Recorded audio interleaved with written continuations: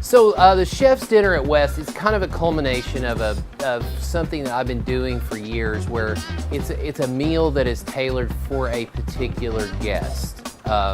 What does that mean? It can mean multiple things. It can be something really simple, like if a guest has a certain dish that they like. More times than not, it's a coursed out dinner. Usually a minimum of about 5. I think 12 is the most that I've done as of late. So I come out and we talk to you, get a feel of what you like, what you don't like, if you're allergic to anything, if you eat medium rare beef, if you'll eat raw fish, those types of questions. Then beyond that, you don't know what's coming, and then you let me know when you're one savory course away from having dessert.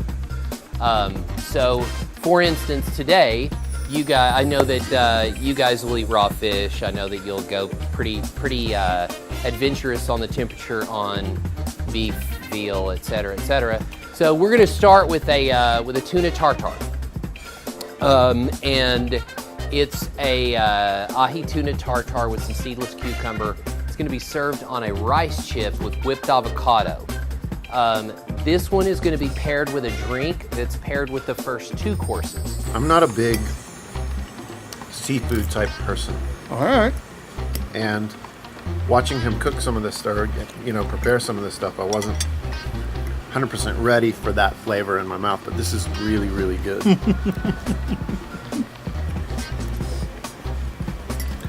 So this is like the rich man's nachos. That's one way of putting it. Yeah, for sure. The drink is a Lychee Mimosa. So we've dropped an actual lychee down in the bottom of a champagne flute, some lychee puree, and then some champagne, which will bring us, that drink will carry through to the next course, which happens to be, it's a watermelon salad for all intents and purposes. It's a layered watermelon salad with some spearmint, some prosciutto di Parma, extra virgin olive oil, and a little bit of sheep's milk feta cheese. Kind of that salty, sweet, the Lychee Mimosa is going to go right with that also. It's so beautifully stacked, I don't know where to begin. I know, and I don't either. He takes a lot of effort getting it just right back there. Oh, yeah. I was like, people like yourself who you have your craft that you are meticulous about, and you get to experience somebody else taking something. I'm sure there are things when you're editing and when you're shooting that you probably nobody knows you do to make sure it's just perfect. Yeah. And chefs are the same way. Yeah, they are. Just the way because this just came out in a stack of watermelons, and the way that he arranged it so that it was a little more artistic. Yeah. Pleasing to the stomach and pleasing to the eye as well. For sure. Get a little Frank Lloyd Wright watermelon salad. Then we're going to move into a white wine with the next dish. And the next dish is a kind of a play on a smoked salmon plate. So this time of year, the sockeye salmon are running through Copper River. So I got some Copper River sockeye salmon, and I'm going to bake that on a pink Himalayan salt block.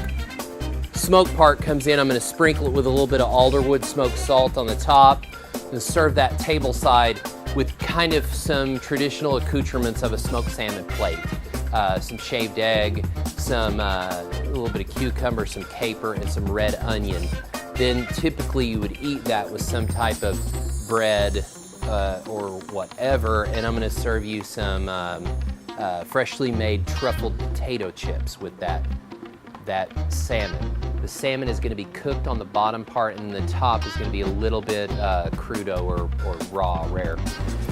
Eric was saying that as far as the timing of everything coming out with the wine and all that stuff, he's pretty much got all of the bar staff trained. And I imagine it would be kind of a fun experience, even for the people working here. Sure. It's definitely an adrenaline rush, this kind of stuff. The timing of it all is just amazing. It's like, I've said this before, it's like restaurants are just a smaller form of theater. You're putting on a production when people come in. The nicer places like this. Next course, we're going to do a veal chop, but I've cut the veal chop off the bone, and we've cut the center out, so we're going to cook it this way rather than the traditional manner.